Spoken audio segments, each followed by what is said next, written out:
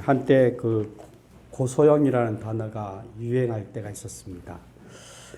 이명박 대통령이 된 후에 유행한 말인데요. 저는 그게 탤런트 고소영 씨하고 연관된, 그래서 고소영 씨가 무슨 스캔들에 얽매연 이렇게 얽혔나 보다 그렇게 생각을 했는데, 그런데 그게 아니더라고요. 이 고소영이라는 말은 고려대학교 그리고 소망교회 영남 출신을 뜻하는 그런 은어였죠, 은어. 유행어라고 할까요? 이 고소영이란 말은 사실 어떻게 보면 고소영 씨와는 아무 상관없이 이명박 대통령이 살아온 삶의 여정을 표현하는 그런 말이었습니다. 그래서 그때 그 당시에 우리 사회는 갑자기 고려대 출신들에 대해서 아주 관심을 집중을 하고, 그리고 소망교회 성도가 갑자기 교인이 확 늘어나는 그런 일이 생기고, 그리고 영남 출신들하고 이렇게 관심을 더 갖게 되는 그런 일들이 한때 있었죠. 왜 그럴까요? 왜 그렇게 그런 일들이 일어납니까? 그 이유는 이명박 대통령을 우리 사회는 성공한 사람으로 본 거예요. 전혀 재벌 출신이 아닌데 그냥 운동권 학생이었던 사람이 현대건설의 사장으로 그리고 국회의원을 거쳐서 대통령이 된 것을 보면서, 야, 저 사람이야말로 성공한 사람이 아닌가. 그렇다면 저 사람이 살아간 삶의 그 걸음을 따라가는 것도 괜찮겠다라는 이런 생각들을 하는 사람들이 많이 있었던 것 같습니다. 그래서 어떻게 보면 긴 시간은 아니었지만 그런 것들을 꿈꾸고 그런 것들을 어떻게 이렇게 열망하고 갈망하는 사람들이 우리 주변에서 자연스럽게 그런 이야기들을 하던 시절이 있었다라는 생각을 해봐요. 그런 점에서 우리 사회, 지금 우리가 살고 있는 이 사회는 정말 빛나는 졸업장이 필요한 시대다. 정말 졸업장, 어느 학교의 졸업장을 갖고 있느냐가 굉장히 중요한 시대가 바로 우리 시대가 아닌가 하는 생각을 해봅니다. 자, 오늘 우리는 이제 갈라디아서 1장을 함께 읽었는데요. 여기서 우리 이제 바울을 한번 생각해 보게 되는 겁니다. 바울은 어떤 사람이었습니까? 바울은요, 정말 빛나는 졸업장을 갖고 있었던 사람입니다. 정말 그 졸업장의 그 파워가 대단한 파워를 갖고 있는 그 졸업장을 갖고 있었던 사람이죠. 태어나면서부터 로마의 시민권을 가지고 태어나지 않았습니까? 팍스 아메리카라고 하는데 그 당시에는 팍스 로마였습니다. 로마의 시민권을 갖는다는 것은 대단한 그 능력, 권세 이런 거라고 말할 수 있죠. 그런데다가 이 바울은 당시에 가말리엘 문화라고 하지만 최고의 학교를 나온 거 아니에요. 최고의 학교를 졸업을 했고, 그리고 그 학교를 졸업한 걸로 끝난 것이 아니라 이스라엘에 있었던 그 제사장들이나 또는 그 바리새인들이 이 바울을 정말 장래가 촉망한 그런 젊은이로 받아들이고 인정하고 있었다는 겁니다. 그래서 이 제사장들은요, 바울을 앞세워서 예수 믿는 사람들을 처단하는 그런 운동을 시작하지 않았습니까? 야, 저 바울이라면 우리가 부탁하는 이 일을 능히 이루어낼 거다. 그래서 지금으로 말하면 정풍운동을 일으킨 거예요. 이 유대교 안에서 정풍운동. 자꾸 이단들이 일어나니까 이거 안 되겠다. 다 쓸어버리자 하면서 이 바울을 전면에 내세워서 바울을 통해서 이 유대교의 정풍운동을 진행하려고까지 했었죠. 자, 한번 생각해 보십시오. 얼마나 좋았겠습니까? 바울의 입장에서 로마 시민권을 가졌죠. 그리고 제일 좋은 학교 나왔죠. 그런데다가 지금 사회의 모든 관심이 자기 자신에게 집중되고 있고 그 사회의 기대가 자기에게 다 집중되고 있잖아요. 얼마나 좋았겠습니까? 갓 서른, 아마 서른이 안 됐을 거예요. 젊은 청년, 20대 그 젊은 청년의 혈기에 딱 맞게끔 모든 환경이 딱 조성되어져 있는 거죠. 자신만만했을 겁니다. 로마의 시민권자이면서 제일 좋은 공부를 하고 또 제사장들의 어떤 전폭적인 지지를 받고 있으니까 얼마나 좋았겠습니까? 자, 그래서 성경은 이 바울에 대해서 어떻게 말을 하고 있냐면 사도행전 9장 1절 말씀에 보면 바울은 그리스도인들을 향해 기세가 등등했다. 기세가 등등한 거. 꿀릴 게 없는 거죠. 너무 좋으니까. 자, 그런데 오늘 본문으로 와서 자, 갈라디아서 1장 1절을 한번 보십시오. 자, 바울은 자기 자신에 대해서 어떻게 말하고 있습니까? 같이 읽겠습니다. 시작. 사람들에게서 난 것도 아니요 사람으로 말미암은 것도 아니라. 자, 뭐라고 말해요? 사람에게서 난 것이 아니다. 나는 사람에게서 난, 내 인생, 내 삶은 사람에게서 난 것이 아니고 사람으로 말미암는 것도 아니다. 나는 사람에게서 나지 않았습니다. 어떻게 생각하세요? 나는 사람들에게서 나지 않았습니다. 나는 사람에게서도 나지 않았습니다. 이게 도대체 무슨 말입니까? 바울은요, 지금 자기 자신의 삶의 존재 가치에 대해서 말을 하고 있는 거죠. 내가 지금 이 땅에 살고 있는 이유가 뭐냐? 내가 여기서 존재하고 있는 이유가 뭐냐? 내가 여기서 살고 있는 이유가 뭐냐라고 말할 때 나는 사람으로 인해서 살지 않고 있다. 라고 말을 하고 있는 거죠. 그러면서 그 뒤에 뭐라고 말합니까? 하나님 아버지로 말미암아. 뭐라고요? 하나님 아버지로 말미암아. 이거죠. 많은 사람들이 삶의 이유를 자기 자신이나 또는 세상에서 찾으면서 살아갑니다. 그런데 그것은요, 바울에게 있어서도 마찬가지였습니다. 여러분, 오늘 이 1장, 갈라디아서 1장 13절과 14절 말씀을 보시면 바울의 과거에 대해서 말을 해주고 있는데요. 예수님을 만나기 전에 이 바울의 생활이 어떠했는가 한번 같이 읽겠습니다. 시작. 내가 이전에 유대교에 있을 때에 행한 일을 너희가 들었거니와 하나님의 교회를 심히 핍박하여 잔해하고 내가 내 동족 중 여러 영갑자보다 유대교를 지나치게 믿어 내 조상의 유전에 대하여 더욱 열심히 있었으니. 자, 뭐라고 말합니까? 예수님을 만나기 전에 내가 믿음의 사람으로 거듭나기 전에 나는 교회를 핍박하는 사람이었다. 그리고 나는 유대교를 지나치게 믿는 사람이었다. 그리고 어느 누구보다도 나보다 나이가 많은 사람이라 할지라도 결코 나를 따라올 수 없었을 거다. 어떤 면에서 유전에 대해서 장로들의 유전을 지키고 행하는 일에 있어서 나를 쫓아올 사람은 없을 정도로 나는 이 유대교에 아주 인이박이어 있는 그런 사람이었다. 이게 바로 예수님을 만나기 전에 바울의 삶이었다는 거죠. 자, 그런데 자, 15절 16절을 보시면 이제 바울은 삶의 이유를 하나님에게서 찾고 있죠. 자, 같이 읽겠습니다. 시작. 그러나 내 아버지의 태로부터 나를 택정하시고 은혜로 나를 부르시니가 그 아들을 이방에 전하기 위하여 속에 나타내시기를 기뻐하실 때에 내가 곧 육과 의논하지 아니하고. 자, 무엇입니까? 이것은요, 바울의 짧은 간증이라고 할 수 있는데요. 하나님이 나를 찾아오시고 내 안에서 하나님을 나타내시기를 기뻐하실 때에 어떻게 했다는 겁니까? 이제 나는 하나님 아버지로 인해 하루하루를 살아갑니다.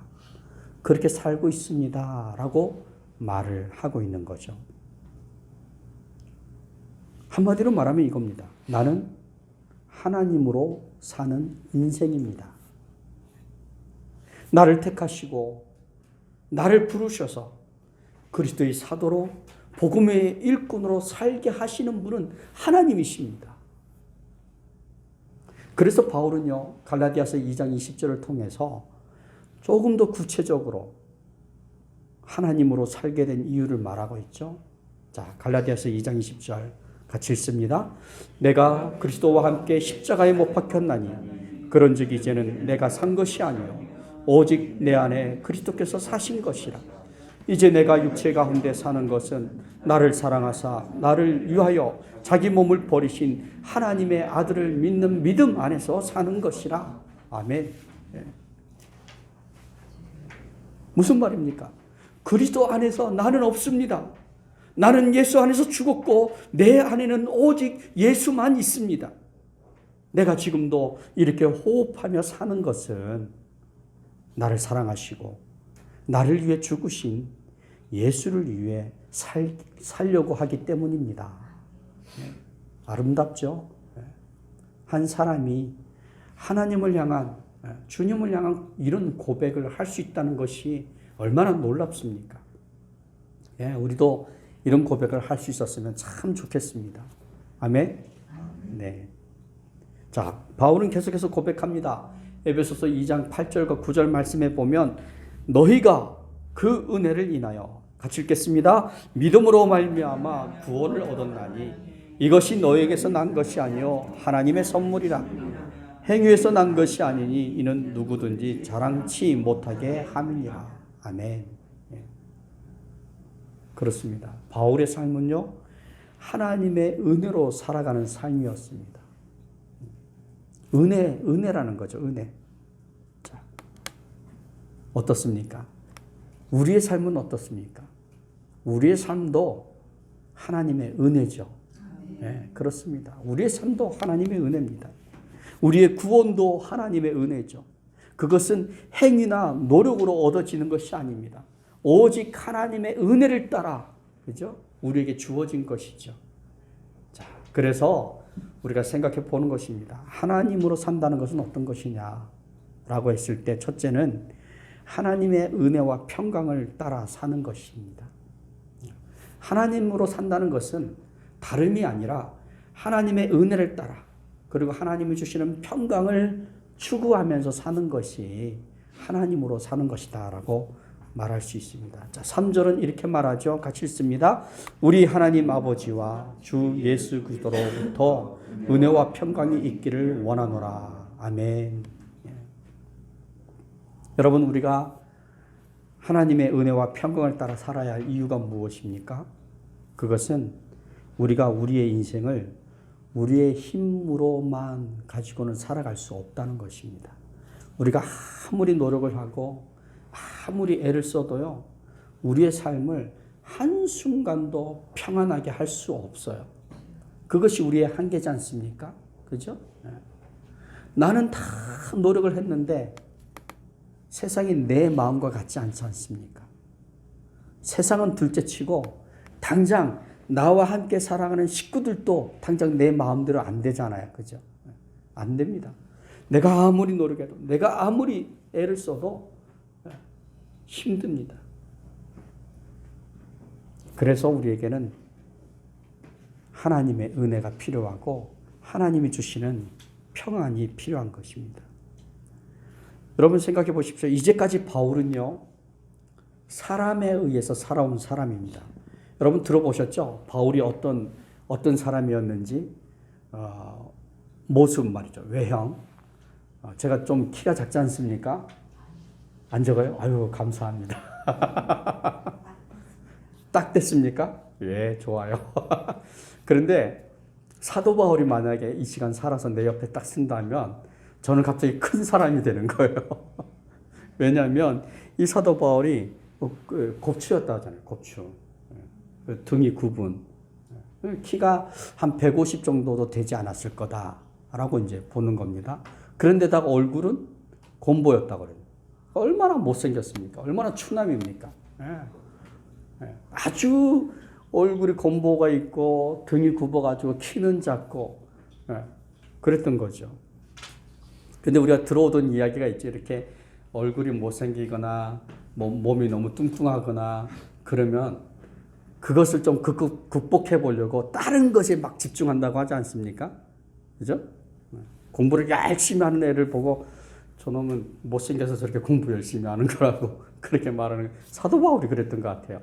너무 이 외적인 모습이 못생기고 호감을 사지 못하니까 이 공부를 통해서라도 그 상황을 극복해 보려고 아마 그랬던 것 같습니다. 그래서 이 사도 바울은요, 사람들이 나를 어떻게 보느냐가 굉장히 중요했습니다. 너무 예민했던 거죠. 누가 덧눈질로 힐끔만 해도 저 사람이 나를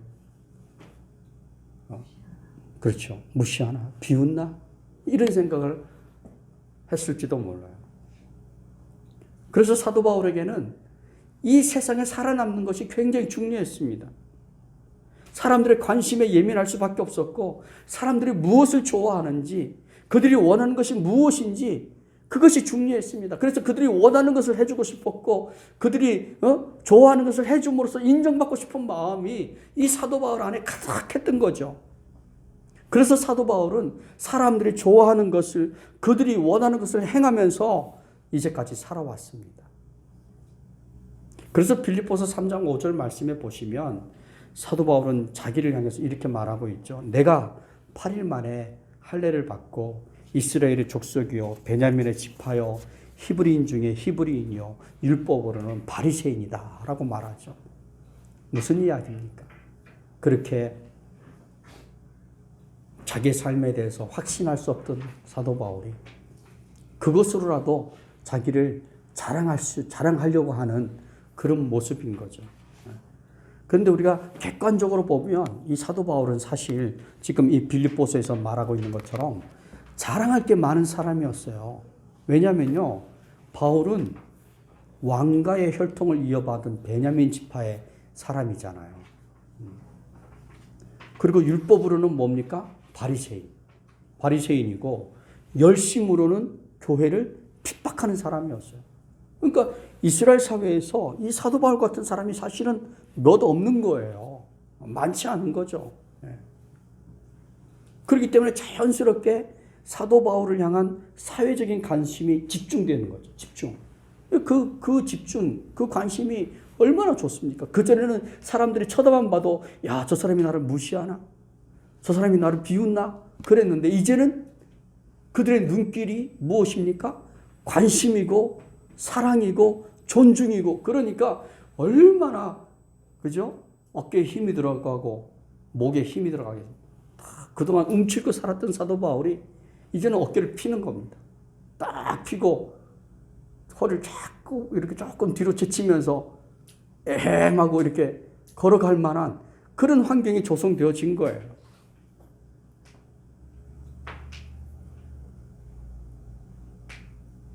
이 공부 잘하는 사람들의 특징 중에 하나가 자기가 옳다고 하는 일을 아주 주도 면밀하게 해나가는 그런 힘이 있지 않습니까? 그런 특성이 있잖아요.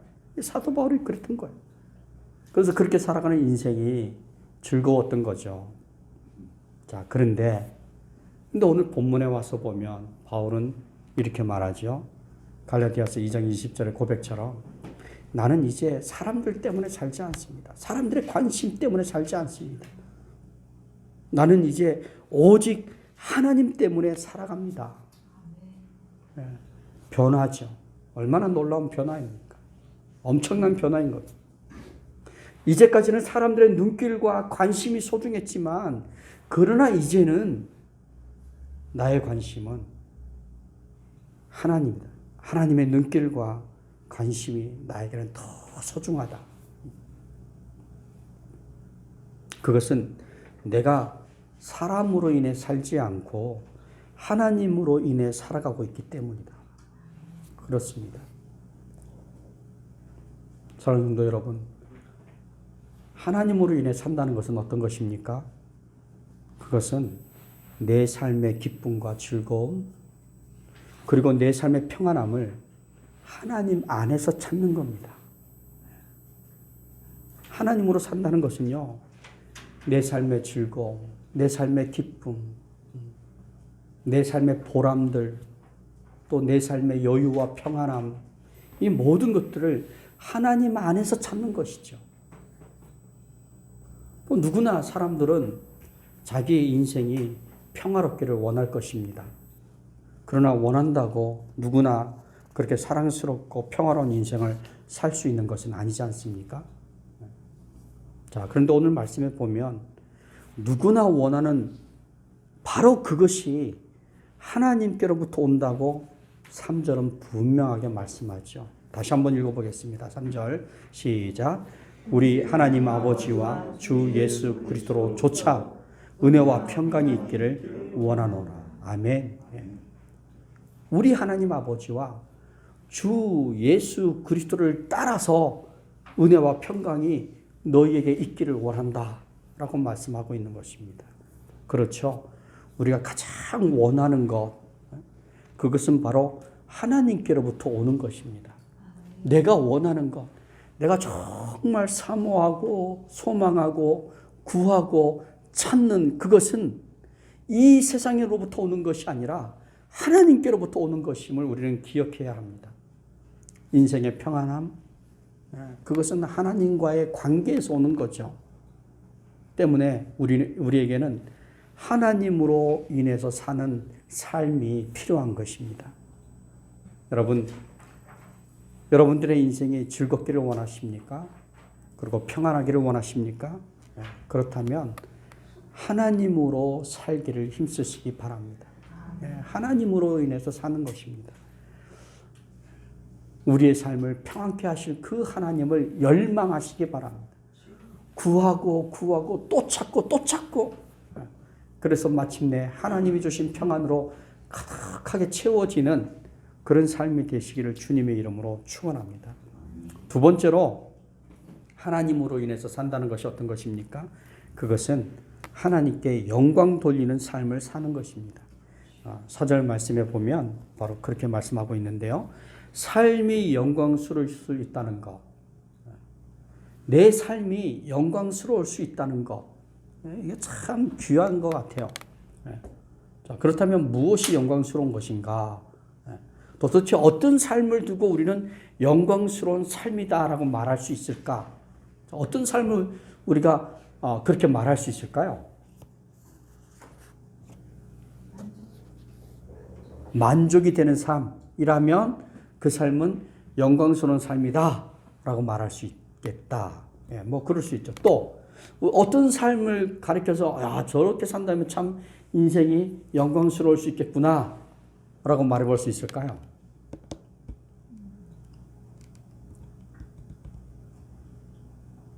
많은 부를 축적하는 것입니까? 아니면 올림픽에 한 서너 번 나가서 계속 금메달을 따는 것입니까? 어떤 것입니까?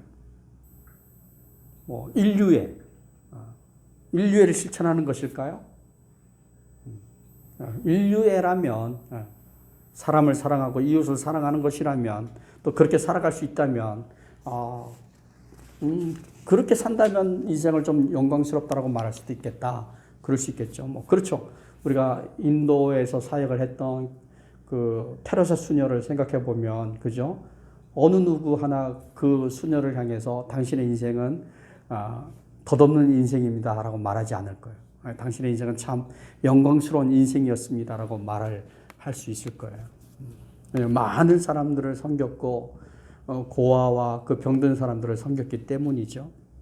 자, 그런데 뭐 그렇게 살아가는 것도 영광스럽다고 말할 수 있겠지만 오늘 본문이 우리들에게 말씀하시는 영광스러움이 뭐냐라는 겁니다. 자, 한번 볼까요? 4절 말씀을 한번 보겠습니다. 4절은 이렇게 말씀하고 있는데 같이 읽습니다. 시작.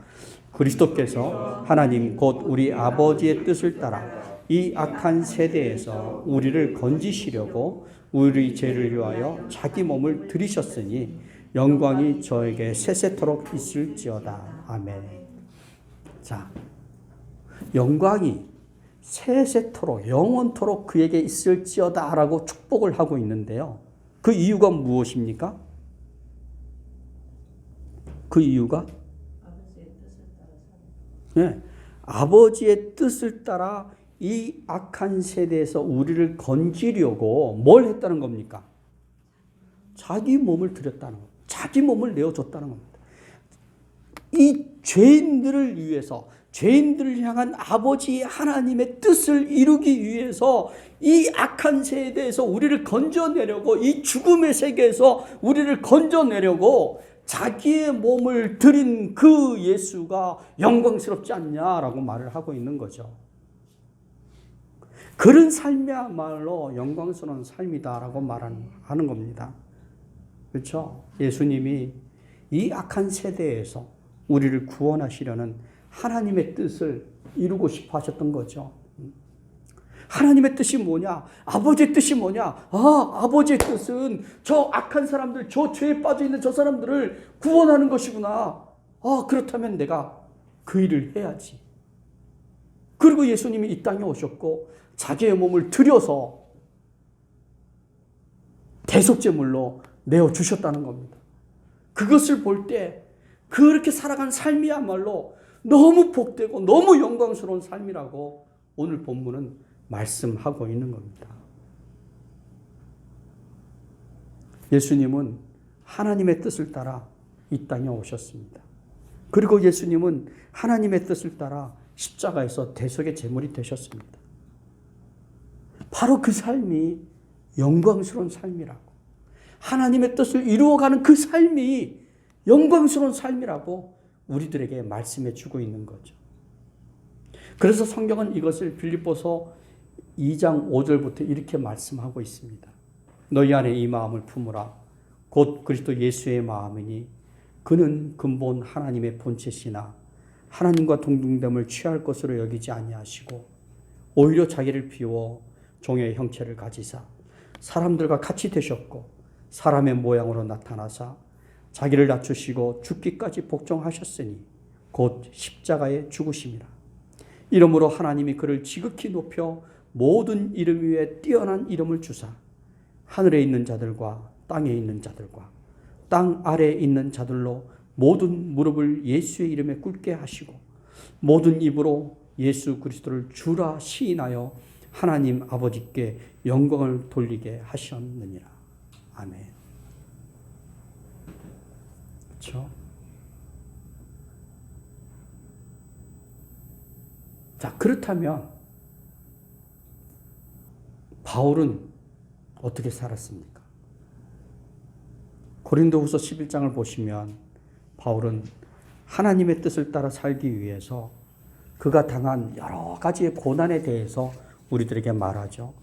40에 감한 하나를 감한 매를 5번이나 맞고 감옥에 던져지고 3번 파선하고 죽음의 자리에까지 던져졌었지만 하나님의 뜻을 영광스러운 인생이다라고 사도 바울도 고백을 하고 있는 거예요. 하나님의 뜻을 이루기 위해 40에 하나를 감한 매를 맞고 감옥에 던져지고 3번 파선하고 죽음의 자리에 여러 번 처하게 되었지만 그럼에도 사도 바울의 생각이 무엇입니까? 내가 내 삶을 통해 하나님의 뜻을 이루어야지. 하나님의 뜻을 이루어야지. 하나님이 나에게 주신 사명을 따라 살아야지. 하나님이 나에게 주신 내 삶의 목적을 따라 살아야지. 그렇게 삶을 살아가는 것, 그것을 우리는 세상을 초월하는 삶이다라고 말해 볼 수 있을 것입니다. 세상을 초월해서 하나님을 바라보는 것. 여러분, 우리가 이 땅에서 하나님의 뜻을 따라, 하나님의 말씀을 따라 그 뜻을 이루고자 수고하고 애쓰다가 어려움을 당하게 되고 곤욕을 당하게 되고 또 힘든 일을 당한다 할지라도 그렇게 하나님의 뜻에 집중해서 살아가는 우리를 보시는 하나님은 어떤 마음으로 우리를 보시겠습니까? 우리가 정말로 이 세상의 것에 연연하지 않고 이 세상의 것에 제한당하지 않고 이 세상을 넘어서서 하나님으로 살기 위해 하나님이 주신 그 뜻을 따르기 위해 하나님이 말씀하시는 그 말씀을 따르기 위해서 고난도 당하고 어려운 일들도 당하고 힘든 일도 당하면서 여전히 그 삶을 살아가는 나의 모습을 보시는 하나님의 마음이 어떻겠습니까?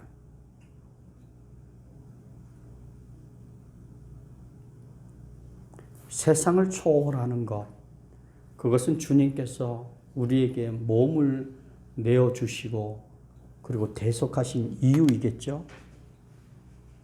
하나님으로 산다는 것, 그것은 주님께서 이 땅에 오신 최종의 목적일 것입니다. 이유가 되겠죠. 우리가 이 세상을 사는 동안에 하나님의 생각을 따라 또 하나님의 뜻을 따라 살았던 그런 흔적을 가지고 마침내 주님 앞에 서게 될 때 주님이 우리를 어떻게 맞이해 주실까요?